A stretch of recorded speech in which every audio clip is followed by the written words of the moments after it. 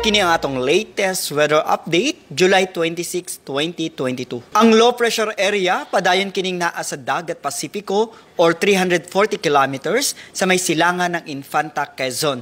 Base sa atong latest na analysis, less ang chance kining ma-develop na bagyo or tropical depression.